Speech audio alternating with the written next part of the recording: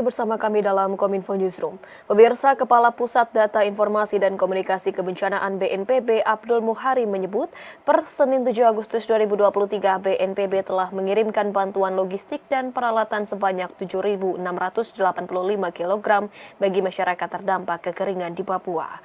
Pendistribusian logistik tersebut terbagi melalui Bandara Sinak dan Bandara Agang Dugume di Kabupaten Puncak, Provinsi Papua Tengah.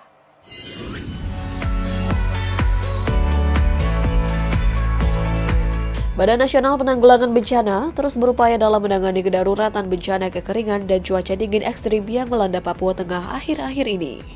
Kepala Pusat Informasi dan Komunikasi Kebencanaan BNPB Abdul Muhari menyampaikan, per Senin 7 Agustus 2023 pihaknya telah mendistribusikan sebanyak 7.685 kg logistik dan peralatan dengan total pendistribusiannya terbagi melalui Bandara Sinak sebanyak 3.844 kg dan 3.841 kg melalui Bandara Agan Dugume. Secara rinci, bantuan yang telah dikirimkan melalui Bandara Sinak antara lain 380 paket sembako, 175 lembar matras, 100 lembar selimut, 7 unit genset, dan 60 unit tenda gulung.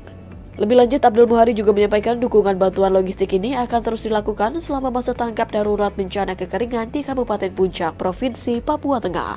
Mengingat jarak tempuh menuju lokasi kekeringan sulit dilalui, BNPB bersama dengan Kemenko PMK juga nantinya akan membuat lumbung cadangan makanan guna mendukung pengadaan logistik di wilayah Papua Tengah ke depannya.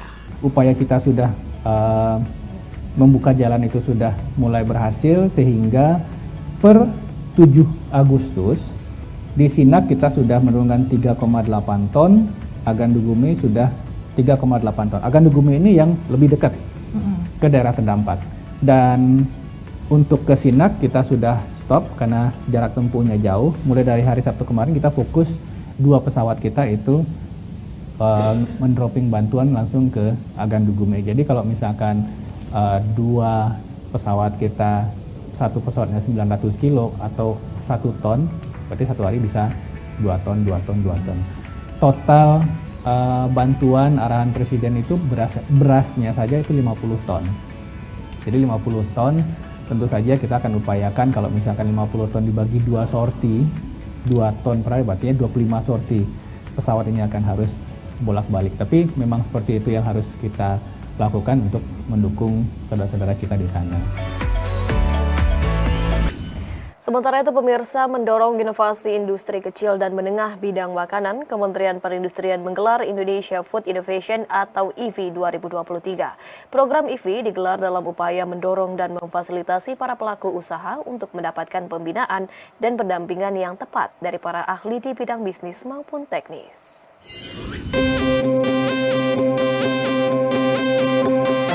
Kementerian Perindustrian menggelar Indonesia Food Innovation 2023 untuk mengakselerasi bisnis industri kecil dan menengah di bidang pangan agar lebih berdaya saing. Melalui ajang tersebut, industri kecil dan menengah pangan difasilitasi untuk mendapatkan pembinaan dan pendampingan yang tepat dari para ahli di bidang bisnis maupun teknis melalui program Indonesia Food Innovation. Direktur Jenderal Industri Kecil Menengah dan Aneka Kemenperin, Reni Yanita dalam Kick-Off Indonesia Food Innovation 2023 mengatakan, di tengah tekanan ekonomi global pada 2023, industri kecil dan menengah di sektor makanan dan minuman harus berhadapan dengan berbagai tantangan bisnis. Dirjen IKM Kemenperin Reni menilai banyak industri kecil dan menengah makanan dan minuman yang kesulitan untuk naik kelas lantaran keterbatasan modal, manajemen yang belum profesional, belum terpenuhinya standar dan legalitas usaha, serta terbatasnya inovasi. Dari sisi eksternal, industri kecil dan menengah juga dihadapkan dengan berbagai tantangan dalam menjalankan usahanya, seperti ketidakpastian pasokan bahan hingga permintaan pasar yang sangat fluktuatif.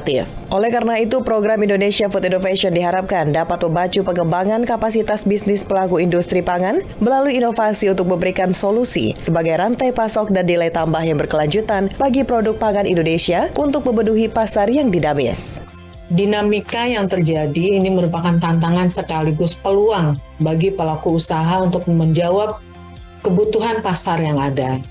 Pemerintah melalui Kementerian Perindustrian ikut menjaring industri kecil menengah atau IKM yang mengusung industri hijau dan ekonomi sirkular, sekaligus mendorong para pelaku usaha untuk terus berinovasi, menciptakan produk-produk inovatif sehingga dapat terus bertahan, bahkan mengembangkan usahanya di situasi yang serba baru saat ini. Pekan ASI Sedunia yang diperingati setiap minggu pertama bulan Agustus menjadi momentum bersama untuk menciptakan lingkungan yang mendukung praktik menyusui. Dirjen Kesmas Kementerian Kesehatan Dr. Maria menekankan, ASI eksklusif pada bayi penting diberikan untuk mencegah kekurangan gizi hingga penyakit kronis. Setiap minggu pertama bulan Agustus diperingati sebagai Pekan ASI Sedunia. Tahun ini Pekan ASI Nasional mengangkat tema Dukung Ibu Bekerja Terus Menyusui. Peringatan tersebut sebagai momentum yang tepat untuk semua pihak baik suami, keluarga, rekan kerja, pemberi kerja atau dunia usaha, masyarakat, dan pemerintah perlu terlibat dalam menciptakan lingkungan yang mendukung dan mengakomodasi praktik menyusui. Sebab dukungan semua pihak sangat dibutuhkan agar ibu yang bekerja tetap dapat memenuhi ASI eksklusif selama 6 bulan. Pada 6 bulan pertama, bayi tidak perlu diberikan asupan lain, termasuk air putih, karena bayi akan tercukupi dengan ASI. Dirjen Kesehatan Masyarakat Kementerian Kesehatan Dr. Maria Endang Sumiwi mengatakan, bayi yang tidak mendapatkan ASI eksklusif akan lebih memungkinkan mengalami kekurangan gizi dan vitamin A. Bayi juga berisiko terjadi alergi dan intoleransi laktosa, serta ada peningkatan risiko beberapa penyakit kronis seperti diabetes dan obesitas.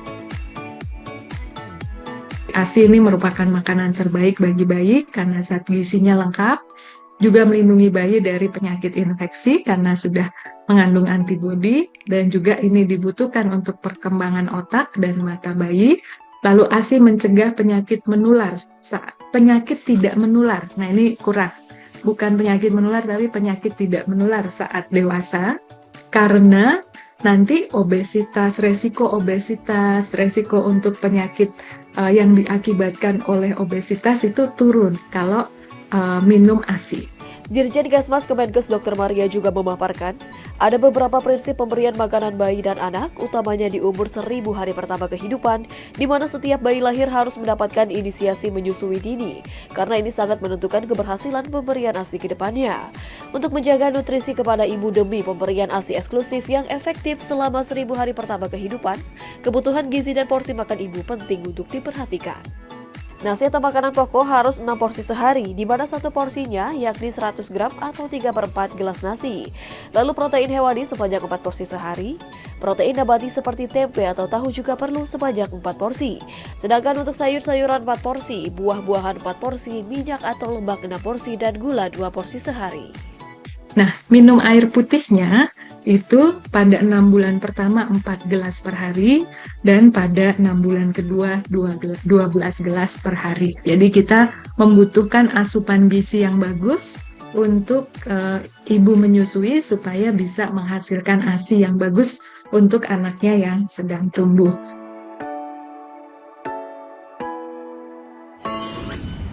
Pemirsa, usai jeda kami akan kembali dengan informasi lainnya. Tetaplah bersama kami dalam Kominfo Newsroom.